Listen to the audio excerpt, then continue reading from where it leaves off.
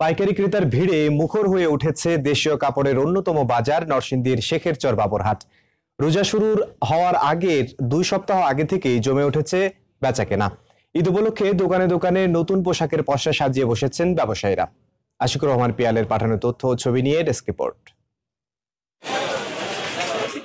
দেশীয় কাপড়ের অন্যতম বৃহৎ পাইকারি বাজার নরসিংদীর Shekherchar Baburhat. Sari, lungi, three piece, shirt piece, pant piece, পাঞ্জাবির কাপড়, থান কাপড় সহ দেশে তৈরি প্রায় সব ধরনের কাপড় মেলে এই বাজারে।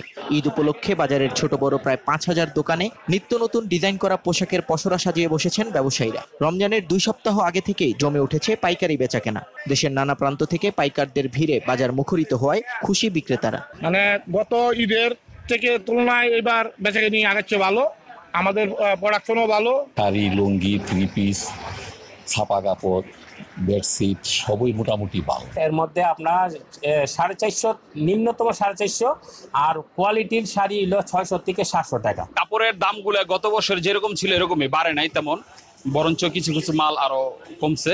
একই বাজার থেকে সব ধরনের কাপড় সুলভ মূল্যে কিনতে পেরে সন্তুষ্ট পাইকারি ও খুচরা ক্রেতারাও। টাঙ্গাইল শাড়ি, মুসলিম কাপড় সব পাওয়া যায় আর কি, যার কারণে আমরা এই বাবুরহাটে আসি, প্রতি সপ্তাহে আসি। সাশ্রয় মূল্যে গুণগত মান ভালো থাকে এবং এদের কাপড় দিলে এলাকার লোকজন খুব যথেষ্ট খুশি হয়। ঈদ উপলক্ষে প্রতি সপ্তাহে হাটে 1200 কোটি টাকার লেনদেন হয় বলে জানালেন এই ব্যবসায়ী নেতা।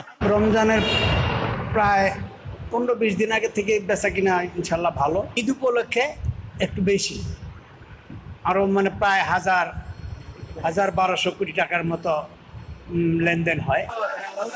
প্রতি সপ্তাহে বৃহস্পতিবার থেকে রোববার পর্যন্ত টানা 4 দিন পাইকারি দেশীয় কাপড়ের হাট বসে শেখেরচর বাবুরহাটে। সময় সংবাদ, নরসিংদী।